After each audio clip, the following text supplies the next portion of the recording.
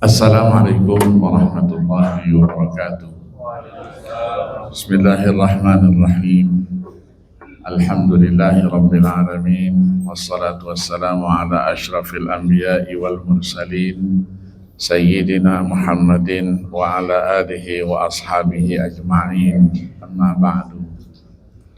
Bapak-bapak dan ibu-ibu sekalian sidang jamaah salat zuhur yang berbahagia, alhamdulillah berkat rahmat Allah Subhanahu wa taala siang hari ini kita tetap dalam keadaan sehat walafiat, tidak kurang suatu apapun, dan berbagai aktivitas sudah kita kerjakan, dan baru saja kewajiban sholat zuhur secara berjamaah kita laksanakan.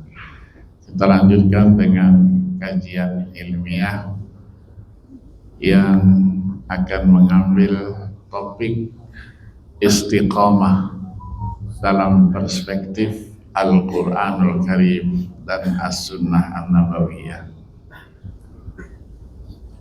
Salawat dan salam kita sanjungkan kepada baginda Rasulullah SAW, seluruh keluarga, sahabat, dan pengikutnya sekalian. Berbicara istiqomah yang merupakan salah satu term yang akrab dalam keseharian kita, banyak dibicarakan di dalam Al-Quran dan juga dalam hadis Nabi.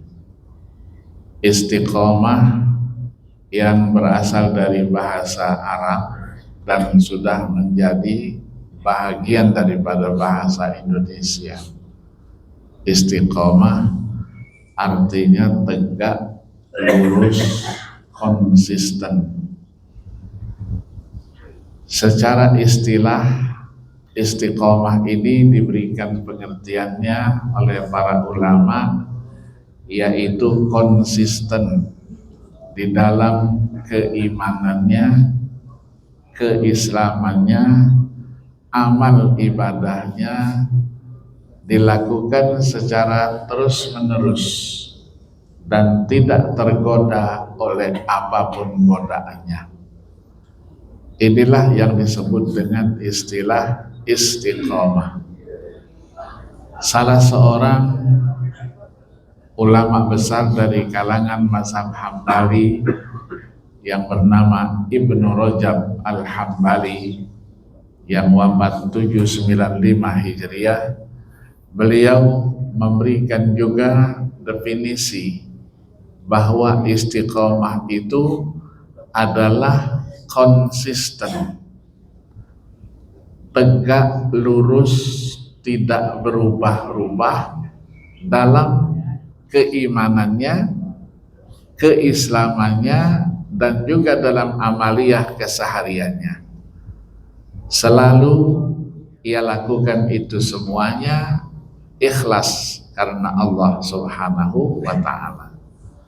Maka istiqomah nanti bisa membentuk pribadi yang betul-betul konsisten di dalam melaksanakan ajarannya. Di dalam Al-Quran kita temukan beberapa ayat yang menceritakan tentang istiqomah. Yang pertama kita temukan di dalam surah Hud ayat 112.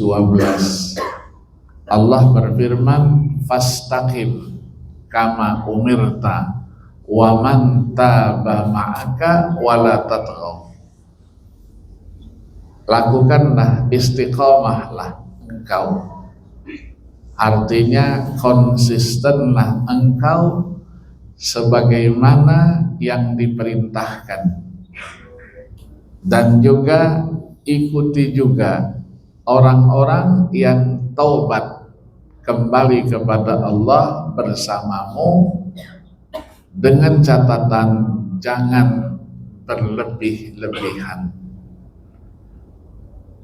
Ayat lain yang selalu kita baca dan kita dengarkan juga, yaitu ayat 30, 31 dan 32 dari surah Fussilat. Innal ladzina qalu rabbuna Allah tsumma istaqamu. Sesungguhnya orang-orang yang mengatakan, mengikrarkan Allah Subhanahu wa ta'ala adalah Tuhan kami, maka ketika dia ikrarkan itu, dia juga selalu istiqomah dalam keimanannya. Ini mendapatkan satu kelebihan, pesan nanti ketika dia akan meninggal dunia dalam posisi sakaratul maut, ketika dia memasuki alam barzakh, itu ada pesan nanti yang disampaikan oleh Allah Subhanahu wa ta'ala kepada malaikat-malaikatnya. Apa pesannya? Yang pertama, Allah takhafu, tidak usah ada rasa takut, wala tahzanu, dan juga tidak usah merasa sedih, wa abshiru bil jannati allati kuntum tu'adun. Pesan itu diikuti dengan berita gembira bahwa untuk kamu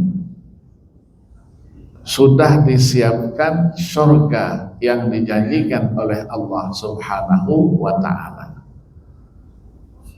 Maka lanjutannya, nahnu awliya'ukum fid dunya fil hayatid dunya wa fil akhirah. Kamilah, kata Allah, yang menguasai itu semua, penguasa dunia dan penguasa akhirat. Nah, lanjutannya, apa keistimewaan yang akan didapatkannya melalui surga yang dijanjikan tadi? Walakum fiha ma tashtahi anfusukum walakum fiha ma tad'un. Kamu baru saja terbayangkan, terlintaskan sesuatu yang kamu inginkan. Semuanya sudah akan ada di hadapan kamu. Apa yang kamu minta, Allah Subhanahu wa ta'ala akan kabulkan. Itulah bedanya kehidupan akhirat yang sudah berada dalam posisi surga, beda dia dengan kehidupan dunia. Maka kita sebagai orang tua, sering anak-anak meminta sesuatu kepada kita. Mereka bilang, cepat ayah, cepat ibu. Si ayah terus menjawab, kita masih hidupnya di dunia, belum di akhirat. Kalau di dunia masih ada proses, waktu untuk menyiapkannya, mengambilnya. Tapi kalau akhirat baru terlintas saja, sudah ada di depannya. Kemudian ada ayat lain yang sama di dalam surah Al-Ahqaf ayat 13 dan 14. Redaksinya hampir sama. Innal ladzina qalu rabbuna Allah tsumma istaqamu fala khaufun 'alaihim wa lahum yahzanun. Ulaika ashabul jannati khalidina fiha jazaa'an bima kanu ya'malun. Orang-orang yang istiqomah dalam keimanannya itu dipastikan tidak ada rasa takut dan juga tidak akan merasa sedih. Kenapa? Karena mereka itu adalah penghuni surga.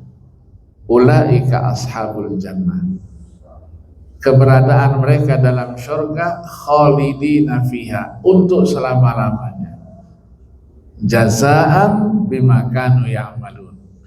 Inilah pembalasan dari apa yang sudah dia kerjakan di dunia. Maka sering kita mendengar ucapan ad-dunya mazra'atul akhirah. Di dunia inilah kita berbuat dan nanti kita akan mengambil, merasakan hasilnya di akhirat. Karena akhirat adalah kehidupan yang kekal dan abadi. Tidak ada kematian setelah itu. Maka dari itu di dalam surah Al-Ankabut juga Allah sebutkan wa innad daral akhirata lahiyal hayawan. Sesungguhnya kehidupan akhirat itu adalah kehidupan yang kekal dan abadi.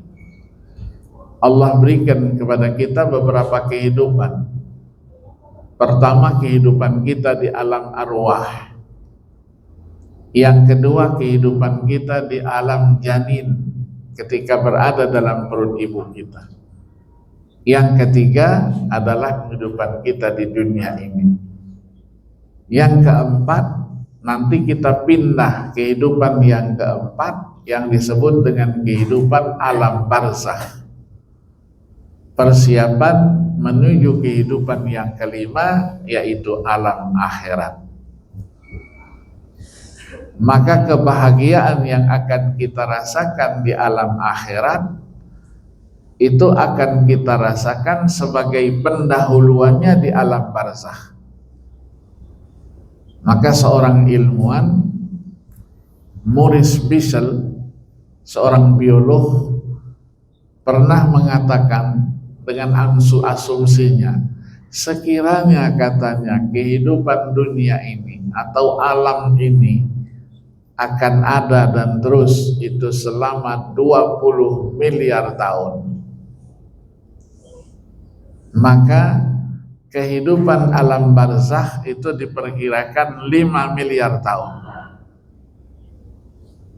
Dibayangkan kalau hari ini kita antarkan saudara kita untuk melanjutkan perjalanannya dalam hidup barzakh, alam barzakh, maka kalau dia adalah orang yang minas sholihin, dia akan merasakan pendahuluan dari berbagai kebahagiaan yang digambarkan surga itu mala ainun ra'at wala uzunun sami'at wala khatara ala qalbi bashar. Tidak pernah dilihat oleh mata, tidak pernah didengar oleh telinga, tidak pernah terlintas oleh hati siapapun juga. Itulah kehebatan surga.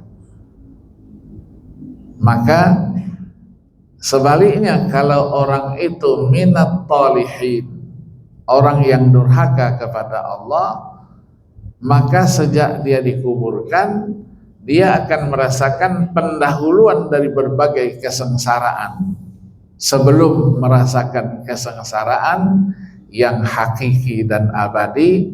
Itulah neraka jahanam. Di dalam hadis-hadis Nabi juga kita temukan itu. Di dalam Al-Quran juga terulang lagi di dalam surah Asy-Syura.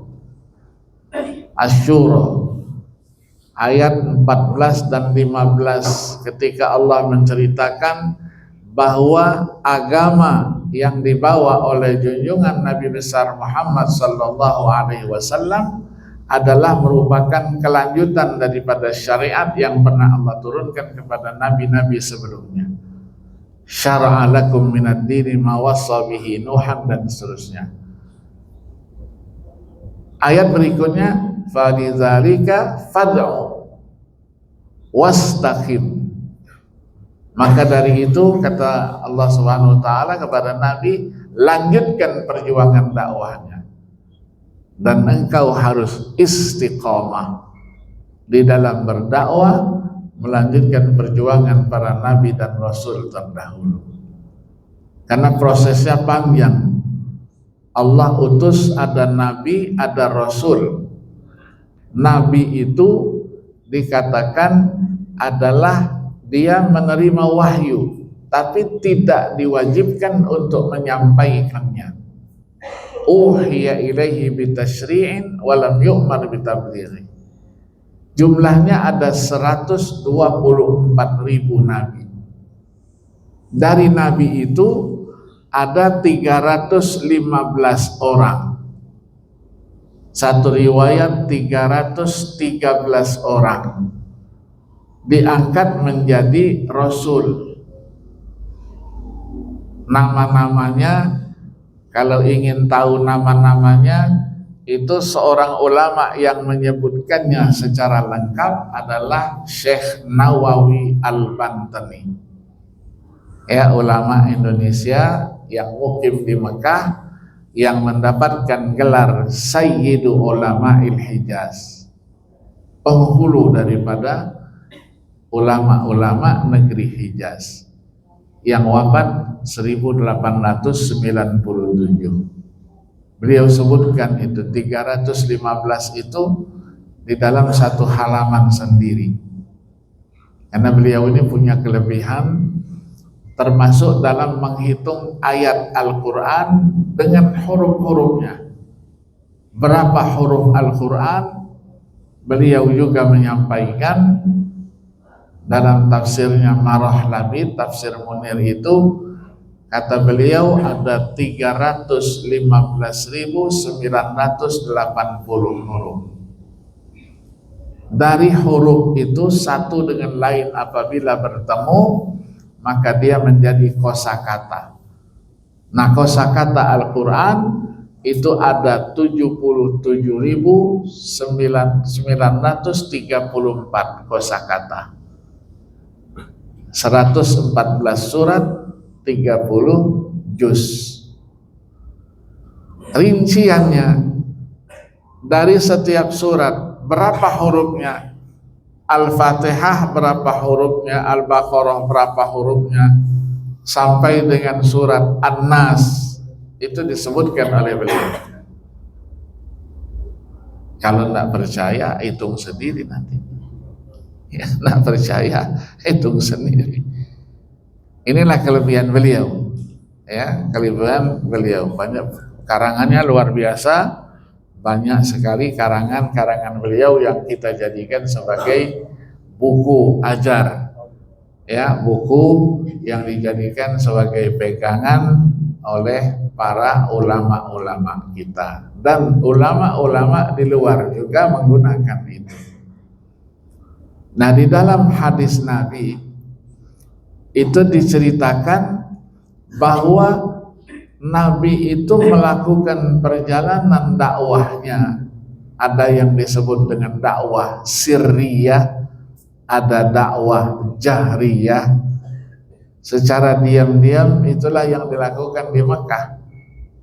Tapi setelah menjelang ke Madinah Al-Munawwarah, sudah mulai dakwahnya dilakukan secara terang-terangan. Ini proses panjang dengan berbagai kendala, rintangan, tantangan.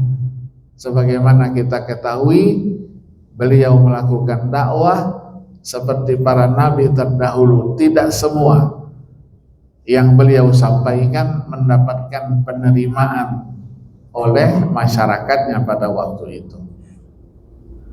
Itulah juga yang dirasakan oleh Nabi Allah Nuh alaihi salatu wassalam. Nabi Allah Nuh hidup bersama umatnya 950 tahun. Di dalam surat Nuh dijelaskan oleh Allah, Nabi Nuh katakan, inni da'autu qaumi lailan wa nahara falam yazidhum du'ai illa firara.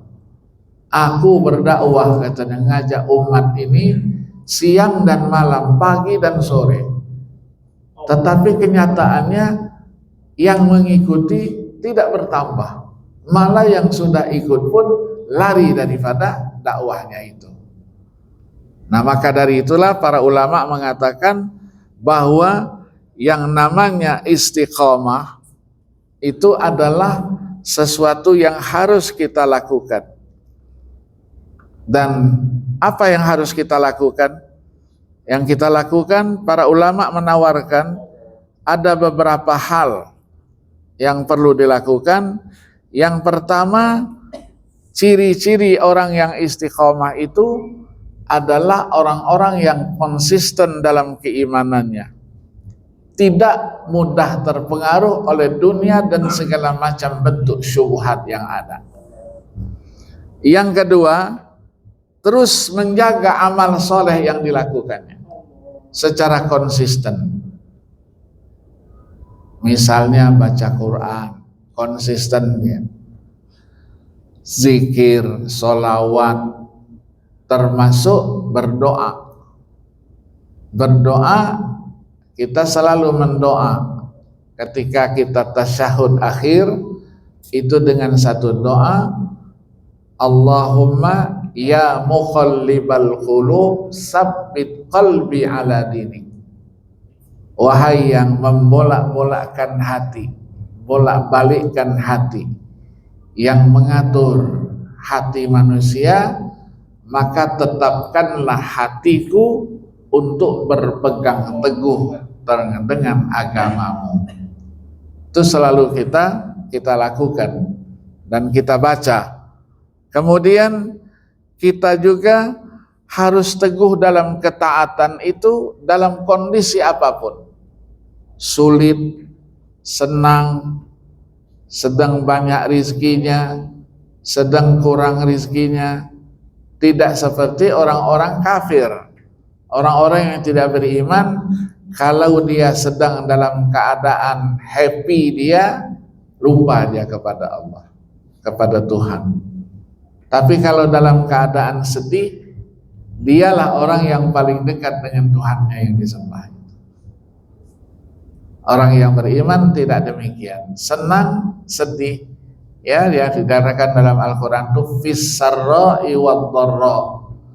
Kalau dia selalu menginfakkan harta kekayaannya, dia tidak pilih kapan waktunya. Ketika banyak uangnya, banyak kesempatannya, atau lainnya. Fis-sarra'i wad-dharra. Dan itu juga sekaligus merupakan ciri dari orang-orang yang bertakwa kepada Allah Subhanahu wa ta'ala.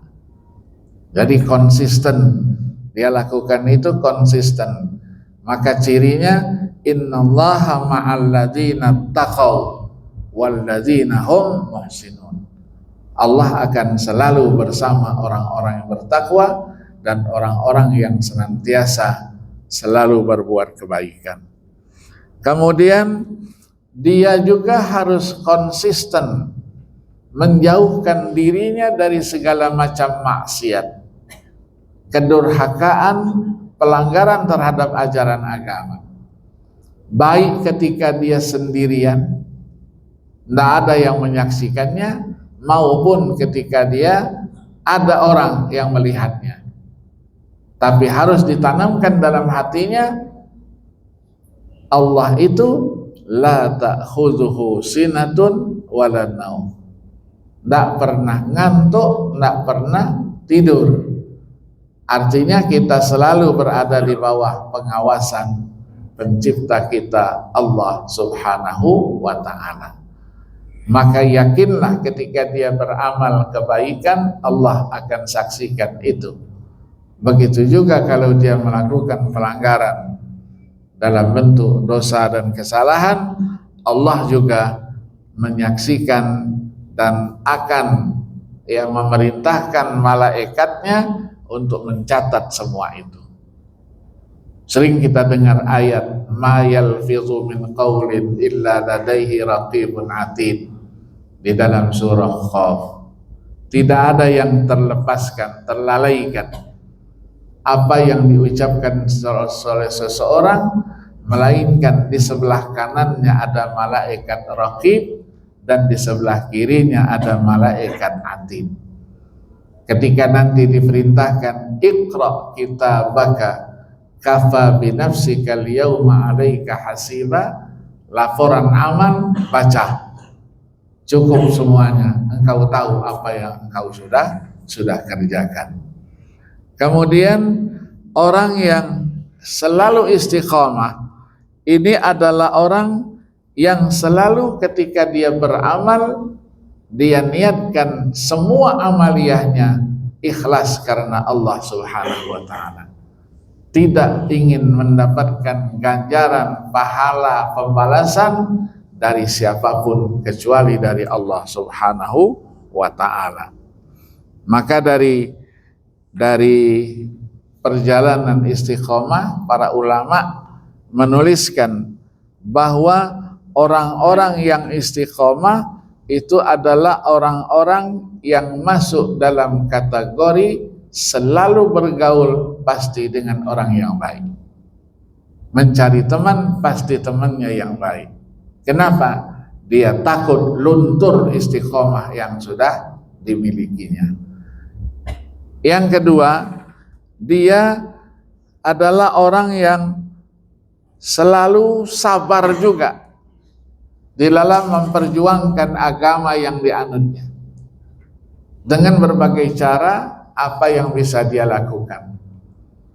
Maka ketika kita berdakwah, ayat 125 dari surah An-Nahl, ud'u ila sabili rabbika bil hikmati wal mau'izatil hasanah, itu audiensnya ada awam, ada intelek, ada yang suka mendiskusikan argumentasi yang disampaikan.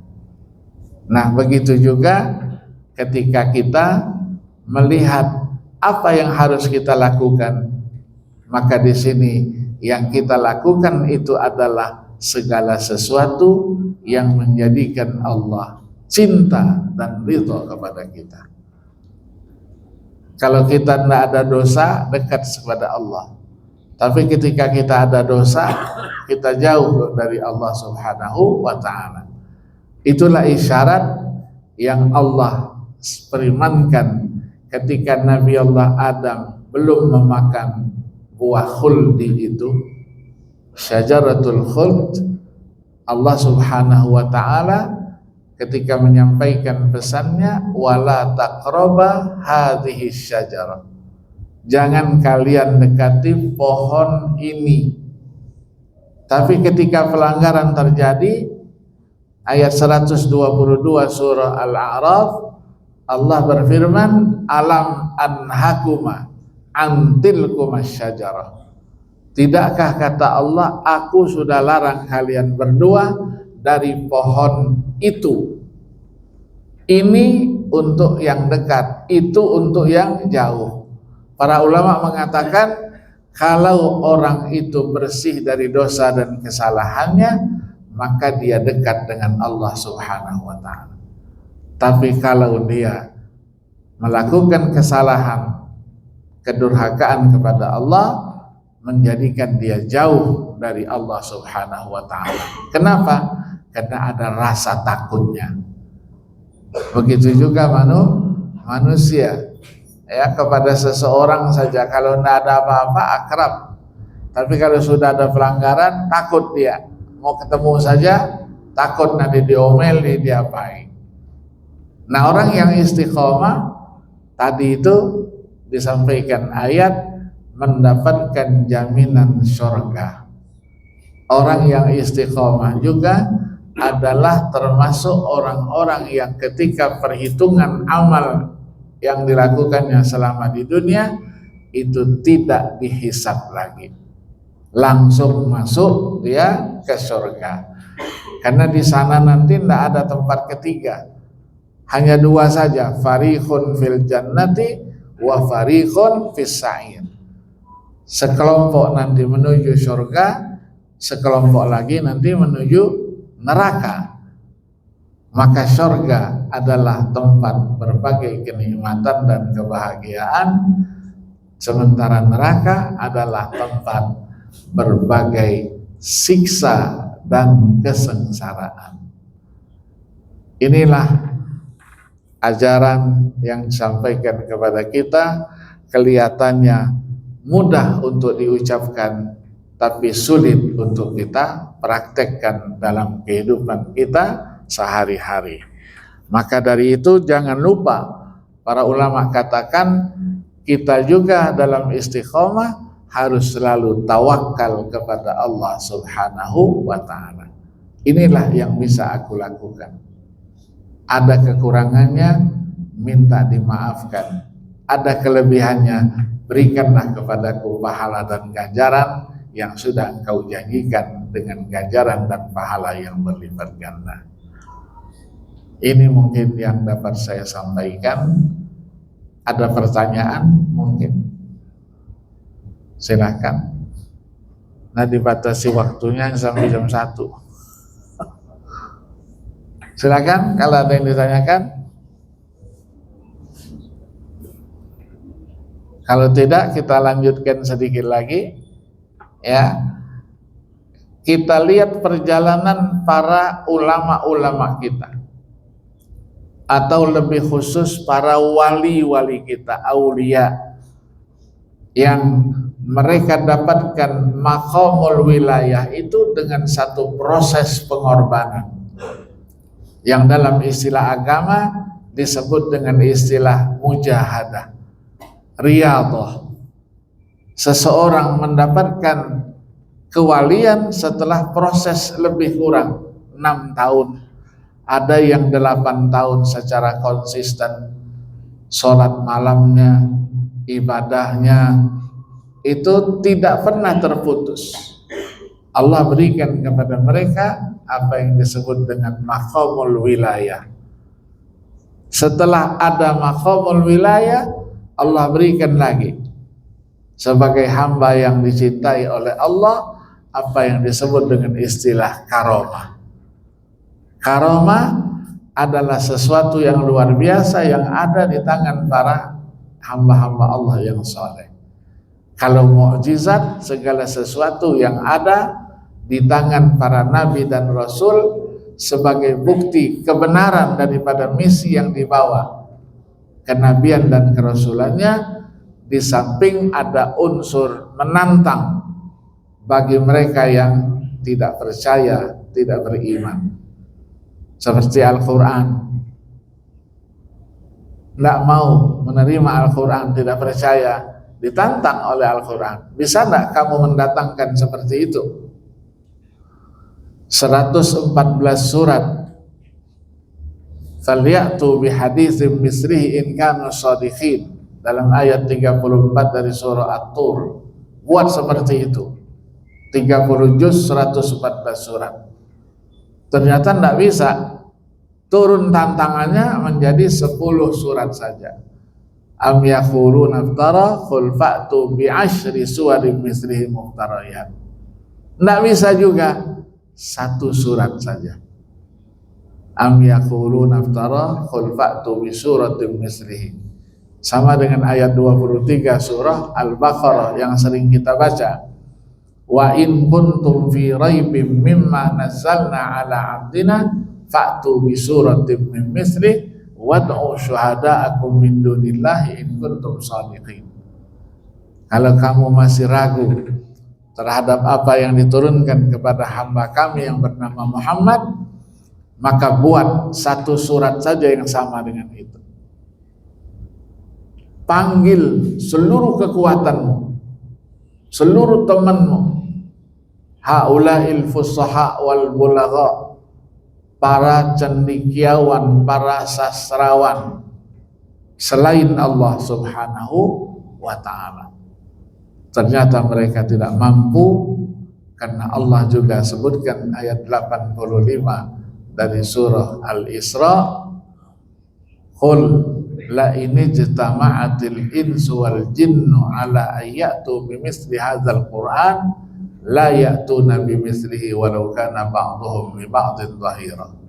Sampaikan ya Muhammad, sekiranya jin, manusia secara keseluruhan berkumpul untuk membuat seperti apa yang aku turunkan, Al-Quranul Karim, la ya'tuna bimislihi, dijamin mereka tidak akan mampu untuk membuat seperti itu. Maka dari sinilah, itulah yang disebut dengan mukjizat. Mukjizat Nabi luar biasa. Kalau ada di tangan para aulia sholihin, itu namanya karomah. Kita banyak punya ulama-ulama yang punya karomah itu. Tapi kalau sudah dapat karomah, naik lagi namanya musyahadah. Musyahadah bisa mengetahui apa yang ada di balik seseorang itu, seolah-olah dia menyaksikan apa yang akan terjadi, karena yang diberikan adalah ilmunya Allah Subhanahu wa ta'ala. Apakah karomah ada tantangan juga? Karomah bisa menjadi wasilah untuk berdakwah oleh para ulama terdahulu. Misalnya ada ulama kita yang ketika mengajar dia sebutkan setiap ada air ada ikannya. Pada zaman Belanda dulu sampai kepada gubernur jenderal. Kata gubernur jenderal, kiai ini sudah gila. Masa semua air, setiap ada air ada ikannya. Besok pagi didatanginya. Dibawakan kelapa muda. Dogan itu kan ada airnya di dalam. Dia menghadap sang kiai. Kiai, kata, kiai sudah menyampaikan sesuatu yang membuat heboh umat. Dan itu salah. Kiai terus tanya apa? Semalam katanya saya dapat informasi, kiai mengatakan setiap ada air ada ikannya. Apa benar itu? Benar. Benar. Setiap ada air ada ikannya. Disuruhlah ngambil pengawal-pengawalnya kelapa muda, dicari golok untuk membukanya itu. Kata Pak Kiai, buka, ada ikan di dalamnya. Dibuka, ternyata ikannya lompat menabrak mukanya gubernur jenderal itu. Itu ikan dasaran saja, kata sang Kiai. Kamu itu bodoh, kamu itu tidak tahu, ada ikannya. Ini kalau sudah menjadi waliullah ada karomah. Yang bukan wali, tidak punya karomah, jangan macam-macam. Ya, mengatakan begitu, ya tidak ada, kenyataannya tidak ada. Ya, nah banyak yang lain-lain lagi. Ada kiai kita yang ngajak makan orang biasa. Ulama biasa ngajak makan orang kalau hari Jumat, habis hari Jumat, namanya rotubah. Makan sama-sama, ya enjoy. Nah pada satu saat kiai ini nyampaikan undangan kepada kenalannya siapa saja, habis Jumat makan di rumah saya. Ternyata kambing yang disembelih hanya 1 ekor.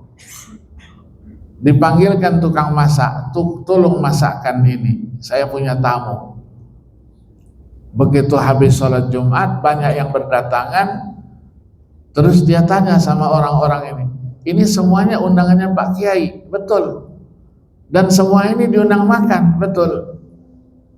Tukang masak langsung menghadap Pak Kiai. Pak Kiai, saya pamit Pak Kiai. Saya mau tanya dulu, ada enggak dapur yang lain yang mempersiapkan untuk memberi makan tamu-tamu Pak Yai? Oh enggak ada, hanya 1 tempat itu saja, hanya 1 ekor kambing yang kita sembelih. Kata tukang masak, aku pamit pulang, nanti aku benjol dipukulnya sama orang-orang.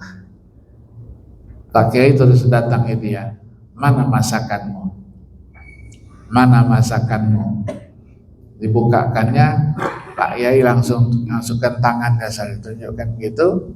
Rupanya Pak Yai ini baca sholawat Nabi. Sudah katanya, nanti ketika sudah mulai diciduk masakanmu itu, jangan engkau lihat, ciduk saja, kasih berapa yang perlu. Begitu selesai, Pak Kiai deketin lagi tukang masaknya. Bagaimana masakanmu? Masih ada sisa. Kata Pak Yai, tidak boleh dilihat. Coba dibuka. Dibuka, ternyata masih separuh. Masih separuh itu. Ya, ini kalau wali, tidak wali jangan macam-macam. Kalau di tangan para nabi, nabi kita namanya mukjizat. Ya, kita pernah mendengar cerita perang Khandaq. Kaum musyrikin itu akan membalas serangan dengan peralatannya yang lengkap, kudanya yang banyak, jumlah juga banyak, lebih banyak. Nabi terus mengumpulkan sahabatnya, bagaimana cara kita menghadapi musuh yang banyak seperti ini. Salah seorang sahabat namanya Salman Al-Farisi mengusulkan, kita buat saja parit, kita gali tanah sekira kuda tidak bisa melompat. Kalau lompat jatuh dia. Akhirnya disetujui, itulah namanya perang Khandaq. Banyak yang ikut untuk menggali itu, sementara Nabi hanya menyuruh untuk menyembelih beberapa hewan yang ada itu untuk makannya. Para sahabat katakan, tidak cukup, ini banyak nih jumlahnya. Kata Nabi, suguhkan saja. Itulah namanya taksirul qalil, membanyakkan yang sedikit. Di tangan Nabi namanya mukjizat, di tangan para ulama disebut dengan istilah karomah. Itulah rahasia katanya membaca sholawat. Ya, sama dengan cerita yang menulis buku Dalailul Khairat yang berasal dari Maroko, melakukan satu perjalanan panjang, kemudian di tengah-tengah perjalanannya kehabisan air, mencari air untuk minum. Turun dia dari kendaraannya, mencari sumur-sumur yang biasa ada di sepanjang jalan padang pasir itu. Dicari sana sini, semuanya kering, tidak ada air sama sekali. Begitu mau pergi, ada seseorang yang lewat menemui beliau, ditanyanya, Syekh mau apa? Tadi kesana kemari saya mencari air, tidak ada air, sumurnya semua kering. Terus yang mana sumurnya? Sana itu. Pergi dia ke dekat sumur itu, sebentar lagi airnya meluap, meluber. Dia mau pergi, sudah ya saya ini airnya. Kata Syekh tadi itu, nanti dulu saya tanya, apa yang engkau lakukan? Sehingga tadi aku lihat tidak ada air sama sekali, sekarang airnya naik sampai dengan ke jalan-jalan. Dia jawab, saya membaca sholawat. Maka yang menulis Dalailul Khairat, ya, Syekh Muhammad bin Sulaiman Al-Jazuli itu menuliskan buku Dalailul Khairat yang isinya adalah sholawat-sholawat kepada Nabi Sallallahu Alaihi Wasallam. Itulah kelebihan-kelebihan yang diberikan, itu sebagai buah daripada istiqomahnya seseorang. Jadi kalau dia istiqomah, Allah Subhanahu wa Ta'ala akan berikan segala sesuatu di luar kemampuan manusia sebagai penghargaan atas jerih payahnya, istiqomahnya yang sudah dia lakukan bertahun-tahun, sudah lama masanya. Mudah-mudahan bermanfaat. Pak Ustadznya sudah lihat dari jauh tuh. Itu isyarat sudah berdiri. Mudah-mudahan bermanfaat. Ya, mohon maaf saya dengan segala kekurangannya. Semoga Allah Subhanahu wa Ta'ala senantiasa memberikan kepada kita kesehatan, keafiatan, sehingga kita terus dan dapat melanjutkan perjuangan kita melaksanakan ajaran agama yang kita cintai ini. Terima kasih. Wassalamualaikum warahmatullahi wabarakatuh.